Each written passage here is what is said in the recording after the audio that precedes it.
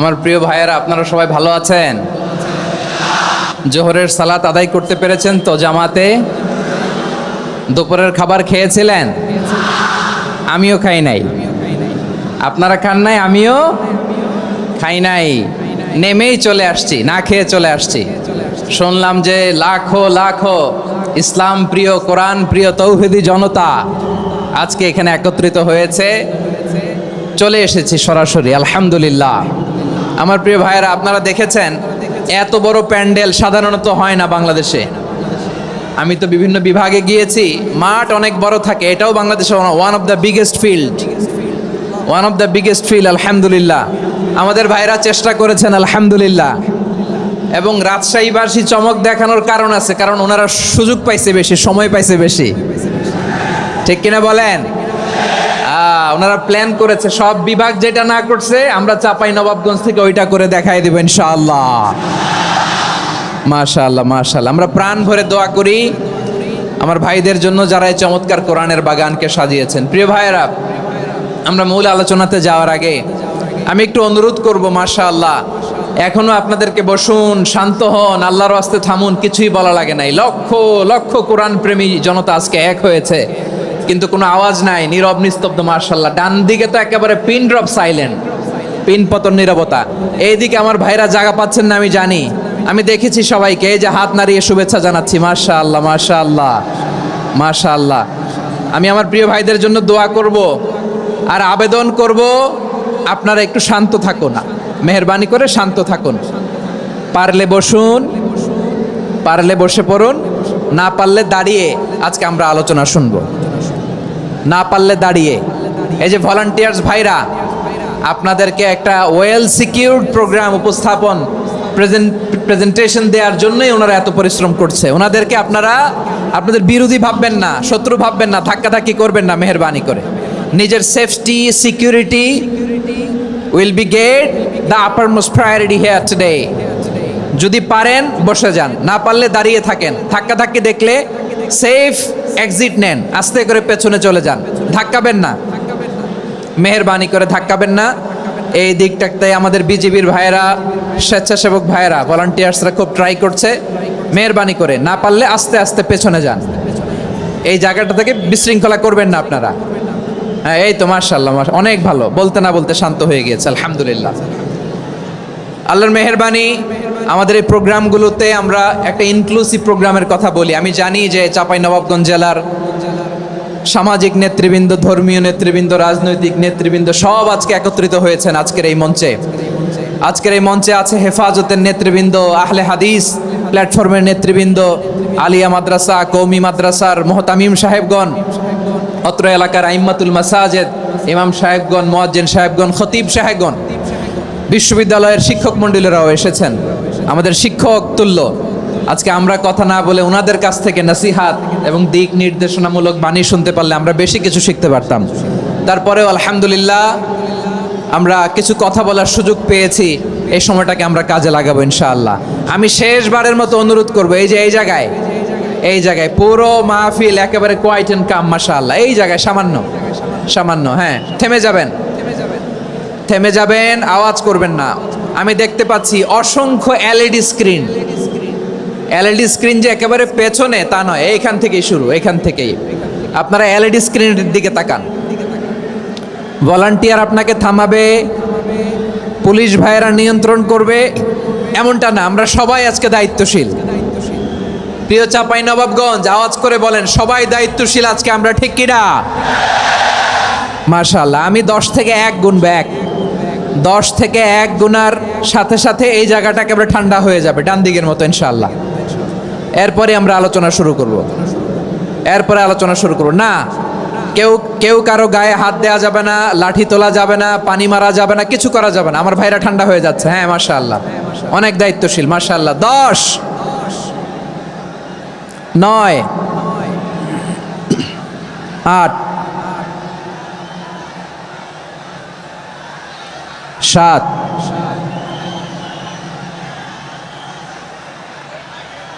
6,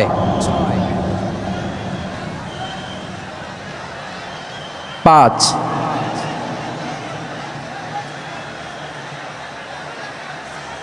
4,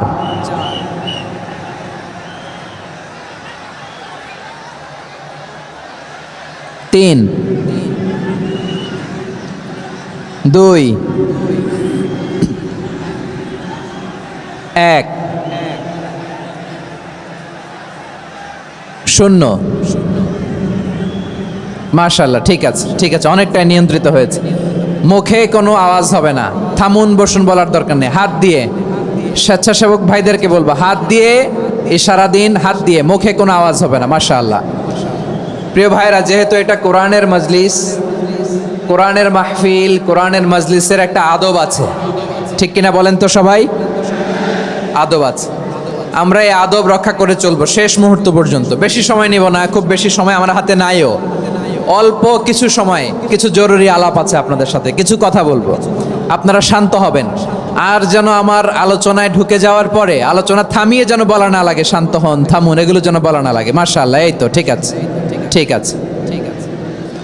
প্রিয় ভাইয়েরা, বলুন তো, আমরা যে আরবি মাস অতিবাহিত করছি, কাটাচ্ছি, মাসটির নাম কি? শাবান। মাশাআল্লাহ, এই তো আপনারা সবাই জানেন। শাবানের পরেই যে মাস আসবে এটার নাম কি? রমাদান যে আসতেছে, আপনাদের ভাল লাগে? হ্যাঁ, রমাদান নাম শুনলেই মুমিন হৃদয়ে বয়ে যায় প্রশান্তির ফল্গু ধারা, ঠিক কিনা? একটা আনন্দ, একটা উচ্ছ্বাস আমাদের হৃদয়ের মধ্যে চলে আসে। রমাদান সাইয়্যিদুশ শুহুর, 12 মাসের মধ্যে সবচাইতে শ্রেষ্ঠতম মাস রমাদান আল মুবারক আসছে। আত্মশুদ্ধির মাস, আত্মসংশোধনের মাস, শুদ্ধাচারের মাস, নিজেকে আলোকিত করবার মাস, ঠিক কিনা বলেন? এই রমাদানুল মুবারকে আমাদের কি করণীয়, কি বর্জনীয়, what to do and what not to do, এই টপিকসের উপর কিছু কথা আপনাদের সামনে উপস্থাপন করব ইনশাআল্লাহ। ওমা তাওফীকি ইল্লা বিল্লাহ।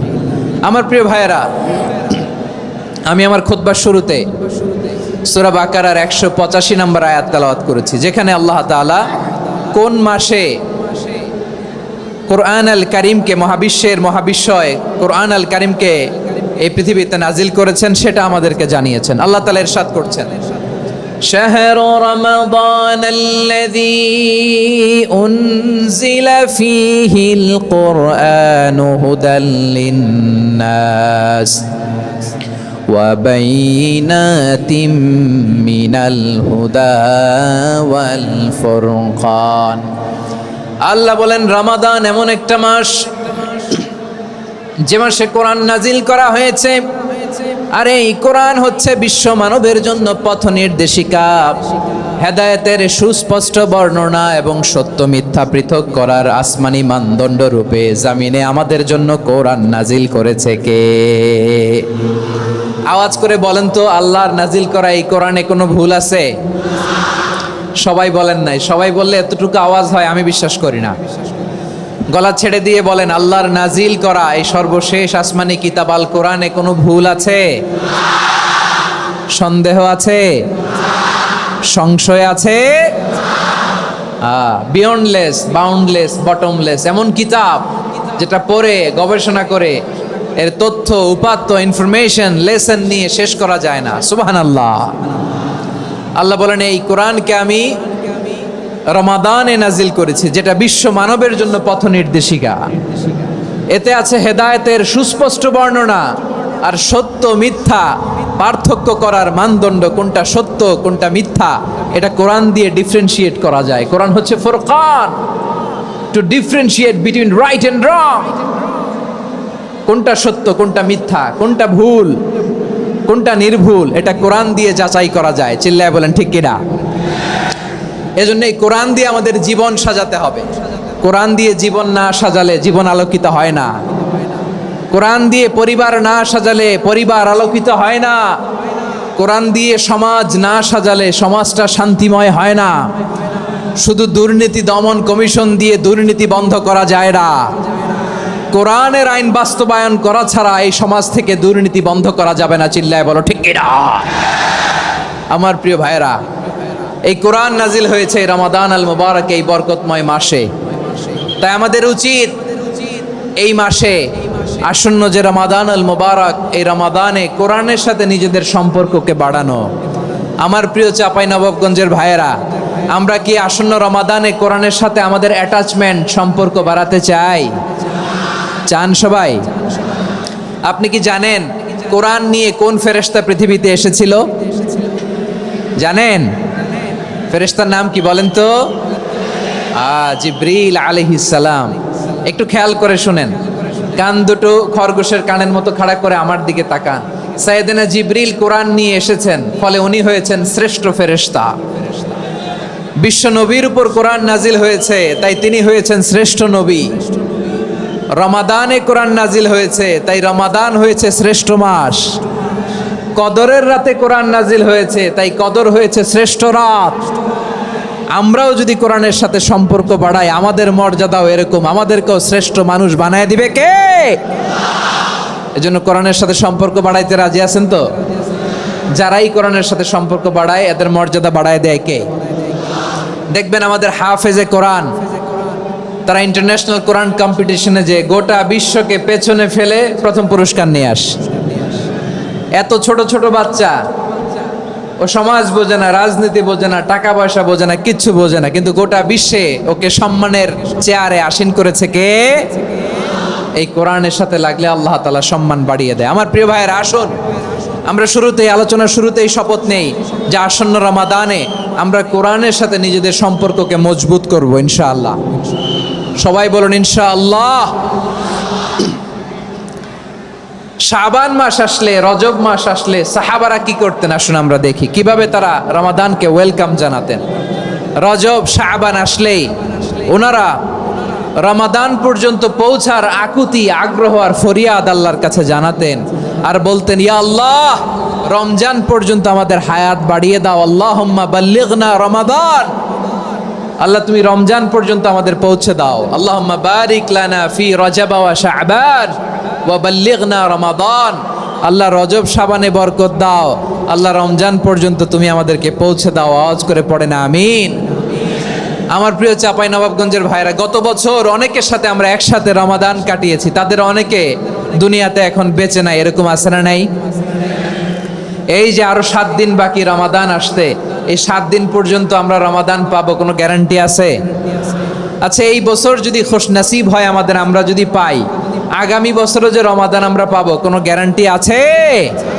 তাহলে আসুন আমরা ভেবে নেই, হতে পারে this Ramadan could be the last and final Ramadan in our life. হতে পারে এই রমাদানই হতে পারে আমার জীবনের শেষ রমাদান। ঠিক কিনা বলেন? তাই আসুন আমরা আল্লাহর কাছে দোয়া করি, আল্লাহুম্মা বাল্লিগনা রমাদান, আল্লাহ তুমি রমাদান পর্যন্ত আমাদেরকে পৌঁছে দাও। আওয়াজ করে পড়েন আমিন। ইবনু রাজব আল হাম্বলি লাতাইফুল মাআরিফের মধ্যে লিখেছেন, সাহাবারা ওনারা রমাদান কেন্দ্রিক, আমাদের সালাফ সালফে সালেহিনরা রমাদান কেন্দ্রিক জীবন কাটাতেন। ওনারা রমজান আসার 6 মাস আগে আল্লাহর কাছে দোয়া করতেন, আল্লাহ রমজান পর্যন্ত পৌঁছে দাও। রমজান চলে যাওয়ার পরে বাকি 6 মাস আল্লাহর কাছে দোয়া করতেন, আল্লাহ এই রমাদানে যে ইবাদত করেছি, এই ইবাদতগুলো তুমি কবুল করে নাও। সুবহানাল্লাহ। তাহলে পুরো বছর রমাদান কেন্দ্রিক জীবন। রমজান আসার আগে 6 মাস দোয়া করতো, আল্লাহ আমরা যেন রমজান পাই। রমজান চলে যাওয়ার পরে বাকি 6 মাস বলতো, আল্লাহ রমজানে যে ইবাদত করেছি এগুলো তুমি কবুল করে নাও। সুবহানাল্লাহ। আবার এই শাবান মাসে আল্লাহর হাবিব সাল্লাল্লাহু আলাইহি ওয়াসাল্লাম সবচেয়ে বেশি রোজা রাখতেন। কানা ইয়াসুমু শাবানা কুল্লাহ, সবচেয়ে বেশি রোজা রাখতেন শাবান মাসে। ওয়া কানা ইয়াসুমু শাবানা ইল্লা কলিলা, শাবানের অল্প কয়েকদিন ছাড়া পুরো শাবানটাই বিশ্বনবী রোজা রাখতেন। সুবহানাল্লাহ পড়েন। এই শাবানে আপনারা রোজা রাখছেন তো? রাখছেন? আল্লাহ তুমি কবুল করো। আমরা সবাই পড়ি আমিন। মাইকের সাউন্ডটা একটু উইক মনে হচ্ছে, একটু স্ট্রং করতে হবে সামান্য। মাইক অপারেটর যিনি আছেন একটু স্ট্রং করবেন, আমার শাউট করে কথা বলা লাগতেছে, একটু স্ট্রং করবেন মেহেরবানি করে। মাইকের সাউন্ডটা একটু স্ট্রং করবেন। প্রিয় ভাইয়েরা, এই শাবান শেষে আমাদের মধ্যে আগমন করবে রমাদান, এবং এই রমাদানুল মুবারক আল্লাহ তাআলা আমাদের জন্য সিয়াম ফরজ করেছেন। কি ফরজ করেছেন? তিনি সূরাতুল বাকারার 183 নম্বর আয়াতে ইরশাদ করছেন, রাব্বুল আলামিন বলেন, ইয়া আইয়ুহাল্লাযীনা আমানু কুতিবা আলাইকুমুস সিয়ামু কামা কুতিবা আলাল্লাযীনা মিন ক্বাবলিকুম লাআল্লাকুম তাত্তাকুন। আল্লাহ বলেন, ও বিশ্বাসীরা শোনো শোনো, তোমাদের জন্য সিয়ামকে ফরজ করা হয়েছে, ঠিক যেমন ভাবে তোমাদের পূর্ববর্তী উম্মতদের উপরও সিয়ামকে ফরজ করা হয়েছিল, লাআল্লাকুম তাত্তাকুন, যাতে করে তোমরা সবাই মুত্তাকি হতে পারো। সুবহানাল্লাহ বলেন, যাতে করে তোমরা আল্লাহ সচেতন হতে পারো। তাহলে সিয়ামকে, এই সামনে যে রমাদান আসতেছে আমার প্রিয় ভাইয়েরা, এই পুরো রমাদান ব্যাপী সিয়াম সাধন করা, সিয়াম পালন করাকে আমাদের জন্য ফরজ করে দিয়েছে কে? রমাদানের রোজা রাখার নফল নাকি? রমাদানে সিয়াম পালন করা কি নফল? সুন্নাত? তাহলে কি ফরজ? আওয়াজ করে বলেন, রমাদানের রোজা রাখা কি ফরজ? এটা শুধু আমাদের উপরই ফরজ না, আমাদের আগে যত জাতিগোষ্ঠী এই পৃথিবীতে এসছে সবার উপরে সিয়াম পালনকে ফরজ করেছে কে? সবার উপরে আল্লাহ তাআলা সিয়াম পালনকে ফরজ করেছিলেন। তবে ধরনটা ভিন্ন ছিল, এক এক জাতিগোষ্ঠীর জন্য এক এক ধরনের ছিল। আমাদের জন্য সিয়াম ফরজ টানা 1 মাস 30 দিন বা 29 দিন। কোন কোন উম্মতের উপর 30 দিন না, মাত্র 3টা রোজা ফরজ ছিল। কয়টা? আওয়াজ করে বলেন। আপনাদের কি মনোযোগ আছে না গেছে? মনোযোগ আছে? তাকবীর পড়েন তো, লিল্লাহে তাকবীর। আমাদের 1 মাস সিয়াম ফরজ, পূর্ববর্তী অনেক উম্মতের উপর 1 মাস ছিল না, 3টা ফরজ ছিল। কয়টা? প্রতি মাসের 13, 14, 15 ফরজ ছিল তাদের জন্য। কারো জন্য শুধু একটা, আশুরার রোজা। কোন কোন উম্মতের জন্য 10টা। কোন কোন উম্মতের জন্য রোজা ফরজ ছিল মৌনতার রোজা, আরবিতে বলে সওমুল ইনসাত, মানে সারাদিন খেতে পারবে, পান করতে পারবে, স্ত্রীর সাথে মেলামেশা করতে পারবে, কিন্তু কথা বলতে পারবে না। কথা বললেই তাদের রোজা ভেঙে যেতে। পড়েন সুবহানাল্লাহ। কি অদ্ভুত ব্যাপার! মৌন সম্মতির রোজা। যেমনটি সাইয়্যিদাতুনা মারিয়াম আলাইহাস সালাম বলেছেন, ইন্নী নাযারতু লির-রাহমানি সাওমা ফালান উকাল্লিমাল ইয়াওমা ইনসিয়া। তিনি বলেছেন, আজকে আমি রহমানের জন্য, মানে আল্লাহর জন্য রোজা মানত করেছি, আজকে আমি কারোর সাথে কথা বলতে পারবো না। তো রোজা রাখলে কথা বলতে পারবে না কেন? কারণ ওই শরীয়তে রোজার বিধান ছিল সকাল থেকে সন্ধ্যা খেতে পারবেন, পান করতে পারবেন, কিন্তু কথা বলতে পারবেন না। কথা বললেই রোজা ভেঙে যেত। সুবহানাল্লাহ বলেন। তাহলে সব জাতিগোষ্ঠীর উপরে রোজা ফরজ ছিল, কিন্তু ধরনটা ভিন্ন ছিল। মজার ব্যাপার হচ্ছে, আপনি বর্তমানেও বিভিন্ন ধর্মের দিকে তাকান, বৌদ্ধ ধর্ম, হিন্দু ধর্ম, খ্রিস্ট ধর্ম, তাদের মধ্যেও রোজা আছে। ইংরেজরা, খ্রিস্টানরা এটাকে বলে ফাস্টিং। কি বলে?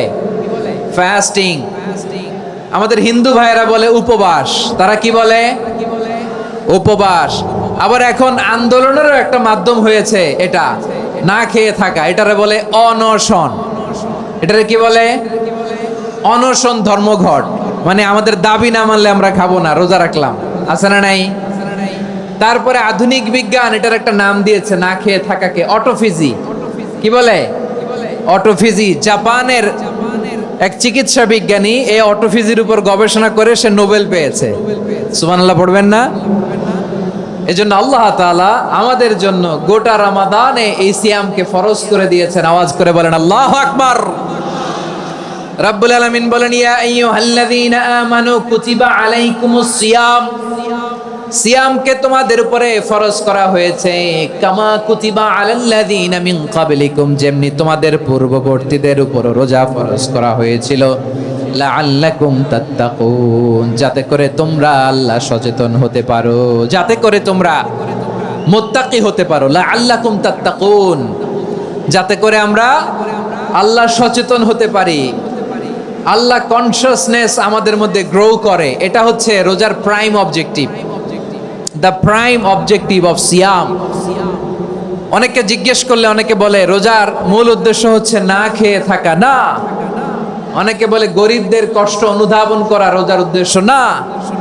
রোজার উদ্দেশ্য কি? সিয়াম পালনের উদ্দেশ্য কি? এটা আল্লাহ তাআলা স্পষ্ট এই আয়াতের পেছনে বলেছেন যে লাআল্লাকুম তাত্তাকুন, যাতে করে তোমরা আল্লাহ সচেতন হতে পারো, আল্লাহ ভীতি তোমাদের মধ্যে গ্রো করে, গড কনসিয়াসনেস, আল্লাহ কনসিয়াসনেস, আল্লাহ সচেতনতা যেন বাড়ে, দ্য সেন্স অফ অ্যাকাউন্টেবিলিটি।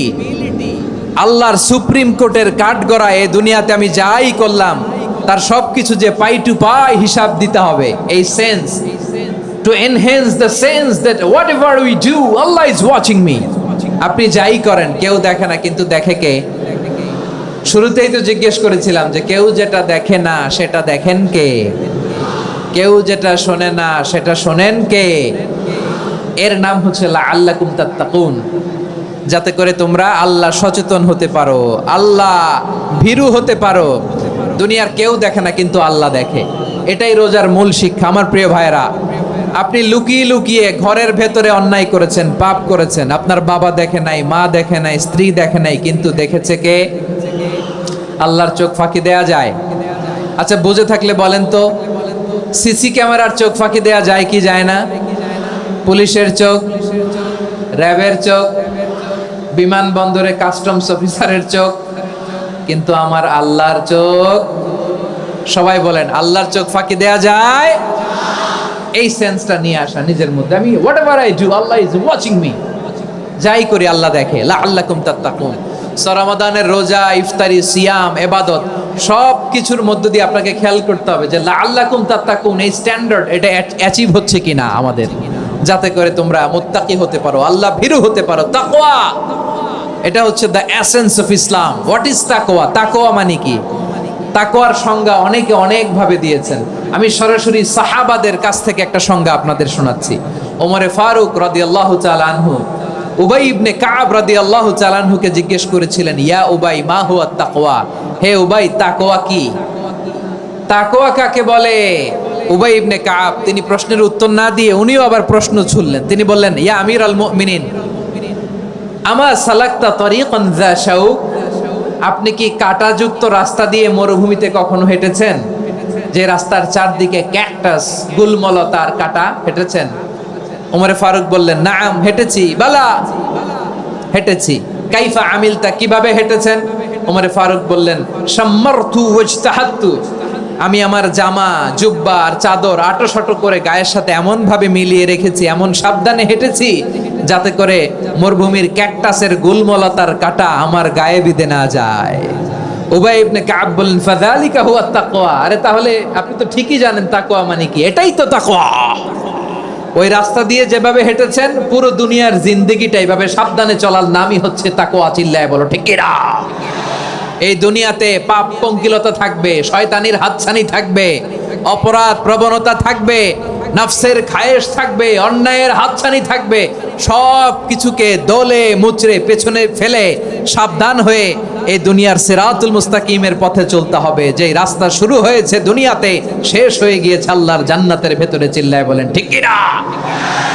আমার প্রিয় চাঁপাইনবাবগঞ্জের ভাইয়েরা, এটার নামই তাকওয়া। উবাই ইবনে কাব বললেন, ও আমিরুল মুমিনিন, ওই কাঁটাযুক্ত গুলমলতার রাস্তার মধ্যে ঠিক যেমনি সাবধান হয়ে আপনি হেঁটেছেন, এই দুনিয়ার বুকে ওই সাবধান হয়ে চলার নাম হলো তাকওয়া। সুবহানাল্লাহ। তাহলে তাকওয়া কারে বলে? আমার চাঁপাইনবাবগঞ্জের কলিজার টুকরা ভাইয়েরা, বুঝতে পারছেন আপনারা? হ্যাঁ, তাকওয়ার শুধু দুইটা নমুনা আপনাদের সামনে পেশ করব, আপনাদের ক্লিয়ার হয়ে যাবে। একটা নমুনা তো দিলাম, আরেকটা নমুনা, সেটাও ওমরে ফারুক রাদিয়াল্লাহু তাআলা আনহুর জীবনী থেকে। উনি ছিলেন ন্যায়পরায়ণ শাসক। রাত্রিবেলা প্রজাদের কি হাল হাকিকত, কি অবস্থা, ঘুরে ঘুরে প্যাট্রোলিং করতেন পুলিশের মতো। তো সারা রাত প্যাট্রোলিং করে সারা রাত তিনি ঘুরেছেন কার কি অবস্থা দেখে। শেষ রাতে তিনি ফিরে আসতেছেন। তিনি থাকতেন, সাই বুখারীতে এসেছে, কানা ইয়াসকুনু ফি আওয়ালিল মদিনা, মদিনার উঁচু এলাকায় থাকতেন।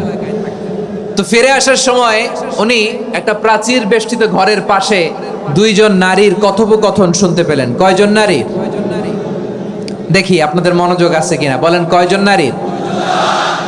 একজন বৃদ্ধা, একজন যুবতী।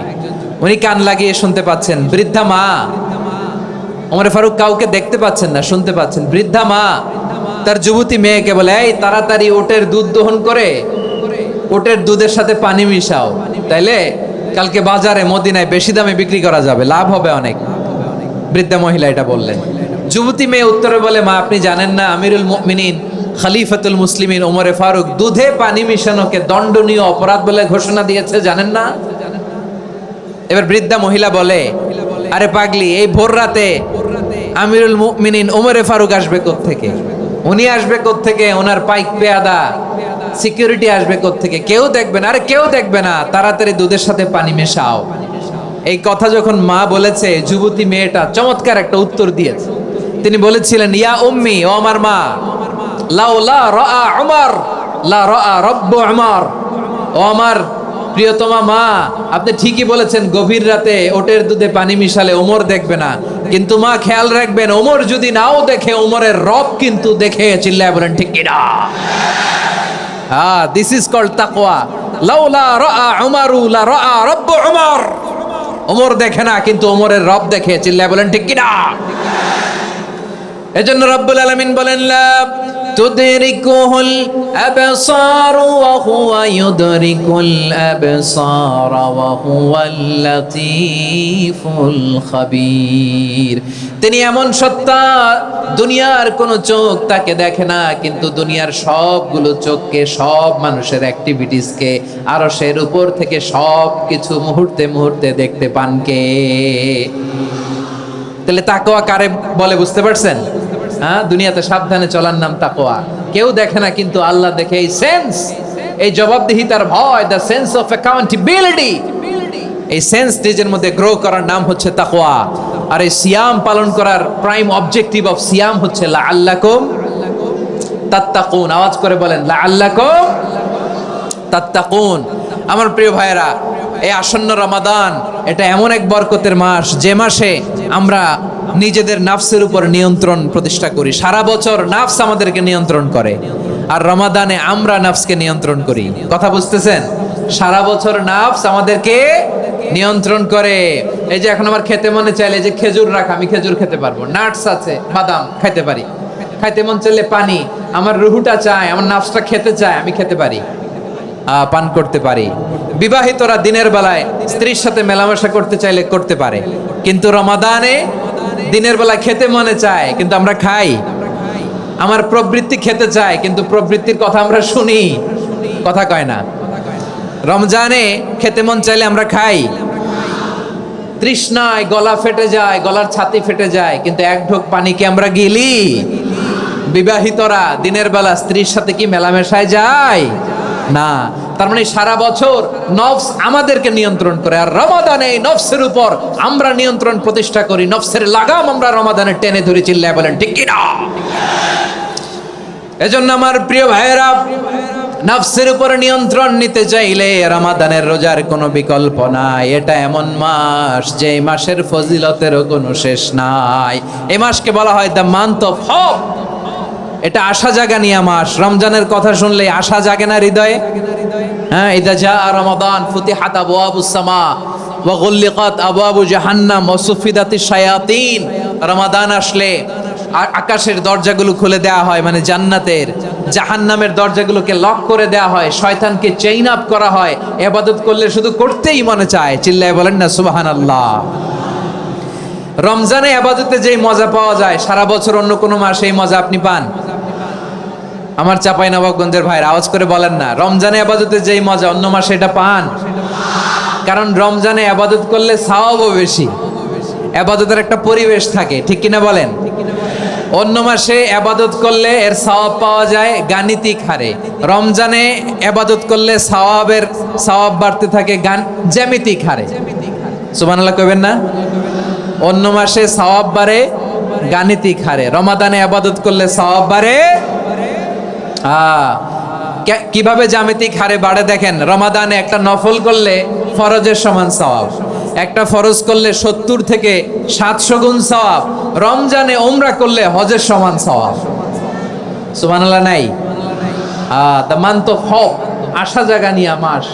এই মাস আমাদেরকে হোপফুল করে, আশাবাদী করে।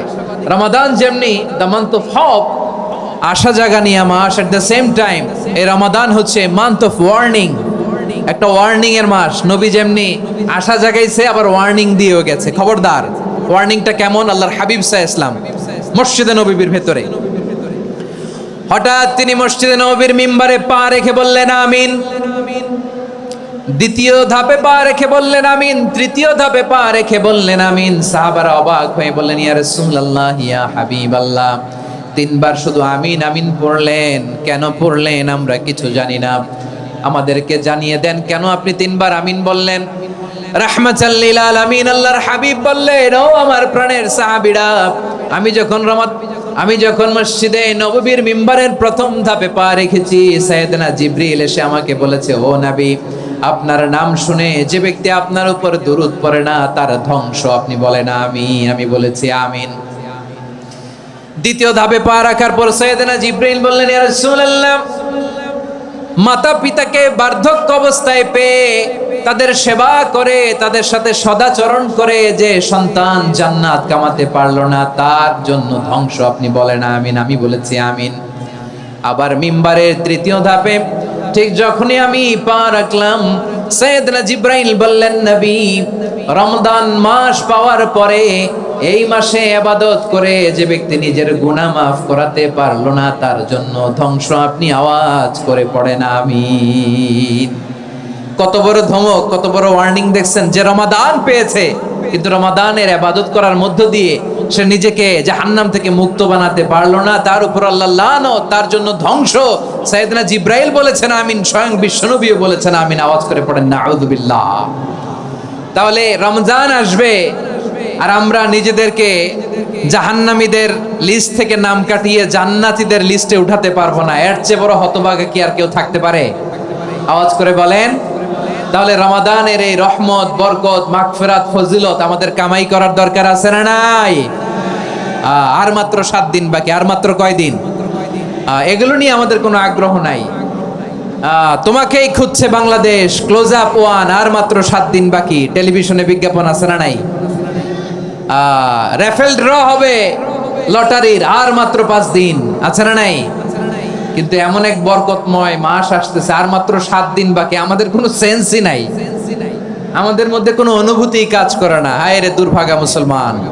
আমার প্রিয় ভাইরা, আপনি পৃথিবীতে যত ইবাদত করেন সব ইবাদতের সওয়াব নির্ধারিত। এটা পাবেন বা ওইটা পাবেন, এই সওয়াব জান্নাতে, এই বাড়ি ওই বাড়ি।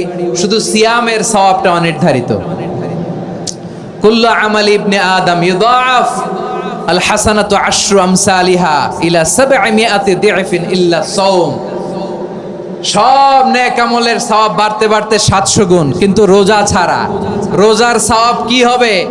বান্দা খালি রোজা রাখে, ফেরেশতারা কিছু লিখতে পারে না আমলনামায়, কারণ আল্লাহ বলে এটা কিছু লিখিস না, কারণ as-সাওমু লি, এই রোজা রাখছে আমার জন্য, ওয়া আনা আজজি বিহি, এই রোজার সওয়াব, প্রতিদান, অ্যাওয়ার্ড এটা কিয়ামতের দিন আমি আল্লাহ নিজ হাতে দেব, নিজ হাতে দেব। আরেক বর্ণনায় এসেছে ওয়ানা উজজাবি, আমি আল্লাহ নিজেই হয়ে যাব রোজার প্রতিদান। সুবহানাল্লাহ পড়েন। আবার আল্লাহর হাবিব বলেন, ইন্না ফিল জান্নাতি সামানিয়াতু আবওয়াব, জান্নাতের দরজা মোট 8টা। ফিহা বাবুন ইউসাম্মা আর-রায়্যান, 8টা দরজার মধ্যে স্পেশাল একটা দরজা আছে, ওই দরজাটার নাম হলো আর-রায়্যান। রায়্যান দরজা, লা ইয়াদখুলুহু ইল্লা সাইমুন, রোজাদাররা ছাড়া কেউ ওই রায়্যান দরজা দিয়ে জান্নাতে ঢুকতে পারবে না। শুধু রোজাদারদের জন্য ওই দরজাটা খোলা থাকবে। দরজাটার নাম আর-রায়্যান। এই লাখো জনতা আওয়াজ করলে এই আওয়াজ হয়। বলেন, রোজাদারদের জন্য জান্নাতে স্পেশাল যে লাল গালিচার সংবর্ধনা এন্ড স্পেশাল এন্ট্রি, ওই দরজাটার নাম কি? আর রায়্যান শব্দটা কেমন লাগে? ভালো লাগে। অনাগত সন্তান যদি কারো আসে, ছেলে সন্তান, নাম রেখে দিয়েন আর রায়্যান। পারবেন? আমাকে সবাই ধরে রাস্তা ঘাটে, বাসায়, অফিসে, আদালতে, এয়ারপোর্টে ধরলে, হুজুর আমার একটা ছেলে হবে 2 মাস পর, একটা নাম দেন। চাঁপাইনবাবগঞ্জবাসীর জন্য আমি একটা নাম দিয়ে গেলাম। সামনের 2-3 মাসে, 4 মাসে, 6 মাসে যাদের ছেলে সন্তান হতে পারে বলে মনে করেন, যদি পছন্দ হয় নামটা, নাম রেখে দিয়েন রায়্যান। কি নাম? লা ইয়াদখুলুহু ইল্লা সাইমুন, রোজাদাররা ছাড়া কেউ ঢুকতে পারবে না। মান দাখালাহু লাম ইয়াযমা আবাদা, একবার যে এই গেট দিয়ে ঢুকবে, he will never be thirsty again, তার গলা থেকে চিরকালের জন্য আল্লাহ তৃষ্ণা মিটায়া দিবে। আমরা এই রায়্যান দরজা দিয়ে সেদিন জান্নাতে ঢুকতে চাই কি চাই না? আমার প্রিয় ভাইরা, প্রতি রাতে রমাদানে আল্লাহর ফেরেশতারা আহ্বান জানায়, ইয়া বাগিয়াল খাইরি আকবিল, ইয়া বাগিয়াশ শাররি আকসির, হে কল্যাণের পথের যাত্রী, আকবিল, প্রসিড, আরো ইবাদত করো, আগাও আগাও, আরো জান্নাতের নাজ নেয়ামত কামাও। হে অকল্যাণের পথের যাত্রী, আকসির, স্টপ স্টপ, অনেক হয়েছে। আন্না, এ রমাদান এটা পাপের মাস নয়, এটা ইবাদত করে জান্নাত কামানোর মাস। চিল্লায় বলো ঠিক কি না? ওয়ালিল্লাহি উতাকাউ মিনান নার ওয়া যালিকা কুল্লা লাইলা। প্রতি রাতে রমাদানের প্রতি রাতে আল্লাহ তাআলা এরকম লাখো বনি আদমকে মাফ করে দেওয়ার ঘোষণা দেয়, নাজাতের ঘোষণা দেয়। আমরা আল্লাহর পক্ষ থেকে মাফ নাজাত চাই কি চাই না? আমরা যদি নাজাত পেয়ে যাই আর কিছু চাই? কথা বলে না। আমাদের নাজাত লাগবে। আওয়াজ করে বলেন তো কি লাগবে?